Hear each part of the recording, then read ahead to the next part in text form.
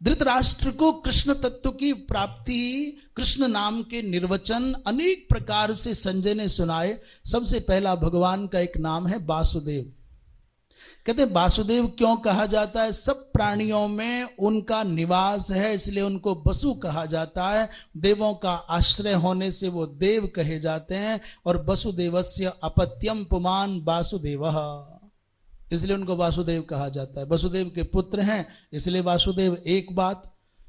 और दूसरी बोले सब प्राणी उनमें निवास करते हैं और वो देवों के आश्रय हैं, इसलिए वासुदेव कहे जाते हैं। भगवान का एक नाम है माधव। माधव में एक है माँ और दूसरा है धव। माँ कहते हैं लक्ष्मी को और धव कहते हैं पति को। ये लक्ष्मी के, राधा के पति हैं, इसलिए माधव कहे जाते हैं। और दूसरा माँ माने माया, और तस्यापि धवत्वात्, ये माया के पति हैं इसलिए माधव कहे जाते हैं। और तीसरा माँ माने निषेधात्मक अव्यय पद है, माने नास्ति धवो यस्य, जिनका कोई स्वामी नहीं है, जो सबके स्वामी हैं। अथवा मधुवंश में उत्पन्न होने के कारण भी इनको माधव कहा जाता है। एक बड़ी विलक्षण व्याख्या है, मौन ध्यान योगादि द्वारा जो बोध्य हैं, इसलिए इनको माधव कहा जाता है। ये औपनिषद व्युत्पत्ति है। कह रहे हैं मौनात् ध्यानाच्च योगाच्च विद्धि भारत माधवम। इन माधव को जानने का उपाय मौन, ध्यान और योग। फिर मधुआ शब्द की व्युत्पत्ति है, मधुहा।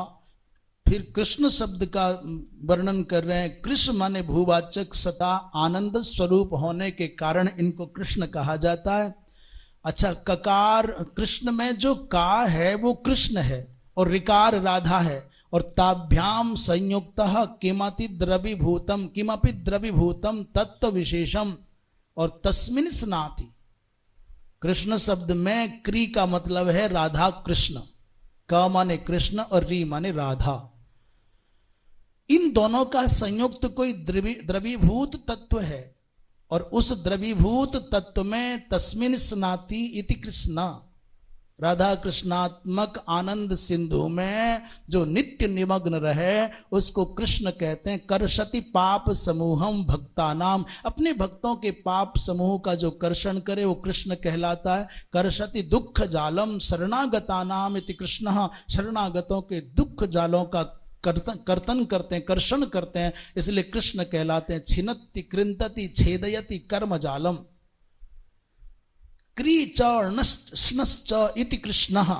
अनेक प्रकार से जनार्दन आदिक नामों की भी व्युत्पत्ति है।